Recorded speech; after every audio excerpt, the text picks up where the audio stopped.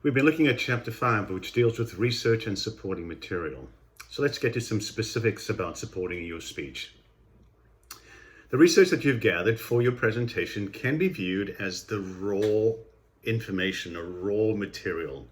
Now you need to determine how to organize and present it in a way that your audience is able to assimilate it, that it's relevant to them, they can connect with you and the information so that you can accomplish your specific purpose.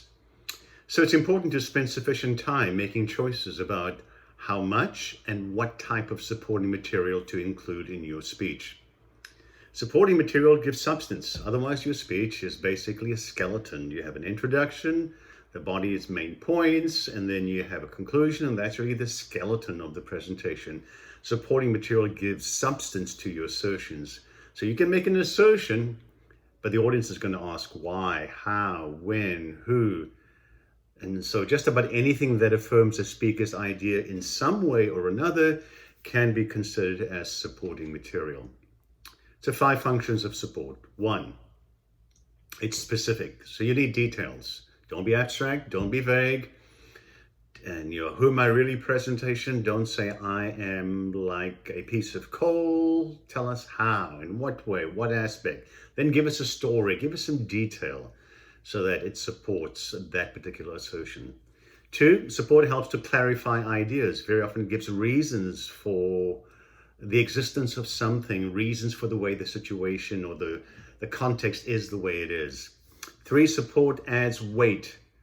So it's building a body of evidence. Think of the body of your speech. That's what you're doing. You're building a body of evidence that you've introduced in the introduction, and you're going to conclude with, in the conclusion, that body of evidence must be significant.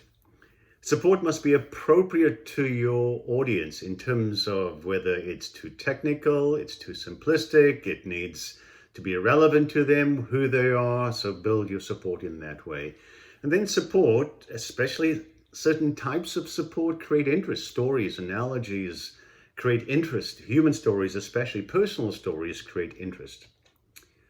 Let's look specifically at what types of support you can use. So facts are verifiable and irrefutable pieces of evidence. It's beyond dispute. These are the facts. Sometimes we state opinions as facts, and opinions are different. Opinions are point of view that may or may not be supported by the facts. Facts have 3 purposes. They clarify your main point. They also indicate how widespread your knowledge is of the subject matter. And then facts define as well. So determine how many facts you need. Too few facts will lead means that you didn't spend enough time researching. Too many facts, it will be too much information overload for your audience. So to be effective, the number and complexity of the facts must be closely tied to the needs of your listeners. Define terms when they are introduced, don't wait. Make sure your meanings are clear. If your words or phrases have different meanings to you than they do to the audience, then the impact of your speech is going to be significantly lessened. When it is essential that your audience understand the meaning you intend, then take time to clarify or define the term that you're using. Statistics involve the collection, analysis, interpretation, and presentation of information in numbers, in numerical form. So it allows us to quantify study results and then to use that information to create meaningful data. The average grade for this course is, and it's meaningful for you as a student who is going to take, or who is taking this course, any prospective students who have taken it. Statistics can be misleading. So for example, you might read something if you're taking a certain medication and it says it reduces the probability of a heart attack by half. Well, that's great. That's a 50% reduction. But what is the probability of you having a heart attack? It might be 2%. And so if it reduces by half, that's 1%. Statistics can be misleading. So what are the guidelines for using statistics? Be precise. Round your numbers. Avoid using too many statistics. It'll overwhelm the audience. Cite your sources, and then visually represent the number in some type of graph, some type of graphic, so that the audience can assimilate the information. Examples, which we alluded to earlier, enliven a speech in a way that no other form of supporting material can do. So when you ground what you are saying in the specifics of everyday life, it is powerful enough to create a bond, a connection between you, the speaker, and your listeners. A strong bond to tie listeners to a speech even after the speaker is done and finished.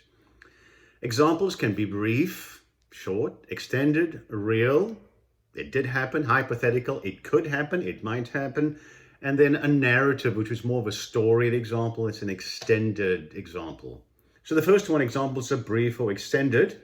So short illustrations that clarify a point, brief to the point. Extended examples are longer and richer in detail than brief examples. You may use a number of brief examples. When it comes to extended examples, you may just use one or two at the most. So it takes time to effectively build images and to create a lasting impression in a extended example. So don't overuse them, and make sure you use them at the appropriate point. So use examples when you want to clarify something, when you want to persuade listeners to a point of view, or especially if you want to establish a speaker-audience relationship. Using an example in the introduction helps to do that at the very beginning of your presentation. The best examples are real, and they come from your personal experience. So by revealing something of who you are, it connects and it constitutes a powerful bond between you and your audience. Telling an example in a narrative form is phenomenal. We all love stories. You can create visual images in the minds of your listeners by telling them a tale that captures their attention and makes a point. Hypothetical examples are fictional examples. They could happen, all right? Make it realistic as much as you can, and I would rather use a real example instead of a hypothetical example. But if I don't have a real example, I certainly will use a hypothetical example. Testimony is when you cite the words of others, either directly or through paraphrasing. So you want to strengthen your position. You want somebody who has special knowledge about your subject. So testimony needs to be used in its proper context. Don't distort it to suit the needs of your speech. And in doing so, it is misleading and unethical. So be honest to your source as well as to your audience. Multiple sources and various forms of supporting material always work the best. And make sure that if you are called to give testimony, that you are the most credible choice. Just having somebody there doesn't mean that they're the most credible choice to give the testimony. Sometimes you can have somebody give their opinion as testimony, somebody who's an expert, but giving their opinion. And certainly you want to make sure that the audience understands this is an opinion. Short quotations are a form of testimony. So short quotations are used to set the tone of a speech, to provide humor, or to make some points memorable. So when you do use testimony, make sure that it's credible, the person is recognizable or credible. Choose unbiased experts, identify the source, tell people who they are, they may not recognize the name. Develop techniques, to signal the beginning and the end of each quotation, quote, unquote, or quote and end quote. So analogies is another form of supporting material. They help to establish common links between two things that are similar and very often not so similar. So figurative analogies draw comparisons between two things that are very different. Literal analogies compare two things that are from similar classes, okay? So look at the examples in the textbook. When you use analogies, analogies are powerful. They can convince through comparison, and especially if you use an analogy and you're comparing something the audience knows with what they don't know. So connecting it with what they do know certainly does help. Be certain the analogy is clear. Remember, no analogy is perfect. It's approximate. That's why it's a comparison. Make sure that points of comparison are carried through from beginning to end. Otherwise, the analogy will fail. In your Who Am I Really presentation, make sure that your metaphor, your analogy, carries throughout the presentation and it builds throughout the presentation. It must be consistent and complete. And then lastly, you need to document information correctly. So we'll talk more about this when we get to the informative and persuasive speeches. For the Who Am I Really speech, you really don't need to document because you are quoting yourself in many ways. All right. So, and then one last, make sure that you use oral citations in your presentations, not the Who Am I Really, but the informative and persuasive. You might say that John J. Hostinger says in his article, quote unquote. You may want to put that quote on a PowerPoint when we get to the informative and persuasive speech.